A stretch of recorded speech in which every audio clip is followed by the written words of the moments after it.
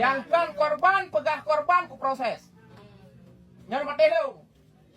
Long bupati terus lang kampung. Hana ku duit kantor lu. Ku support na.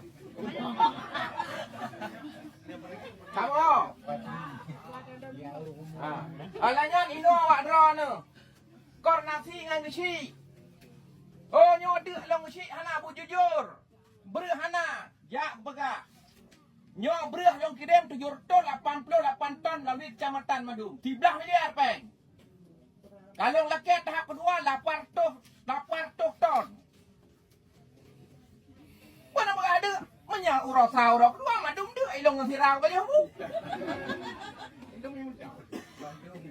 Abek sang kira na bekero ni gubernur bupati camat nak ayo ipopo. Kamu yang sakit menancit. Oh sakit dong macam ni tu. Pegah. Ku kirim tim medis. Hana pakai nejak dengan kondisi bahayanya ajak kena. Anak miat batuk, pilek, demam, cicu aki, menggelung menguyung iya. Pegah. Mami hana pakai ku dah kirim ni hana pakai ni.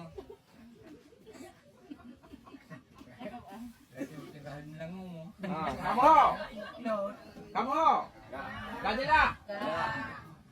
Kami kajelah nanti bantuan ku putra ni deh. Karena ujak nak deh. Ilong ku nak jak ke dia gerong-gerong. Kau jadi tak mau tayang pak motor tinggal ke? Kau nak tinggal di sini, kata yang Mbak Long nyot tengah dulu. Kan ada yang isi baru ni. Haji ada yang Mbak Long. Kiban permintaan orang tok yang siap orang ni. Tok yang siap, camat tok yang siap. Jadi kerja bupati ni nana buah camat. Nana buah kecil. Kecil nana buah dusun. Ni harus kerja kapan? Mana nak tanya madu mengharap Pak Bupati? Nanti kau wajah. Hai kamu drone nurung ci, badan mah Ayah lupa madu balai. Aku tegur nama ayo. Nak tegur nama lain, lo madran mengadu. Pakai anak kuawai lo tonton. Rata simpang kian arah baru.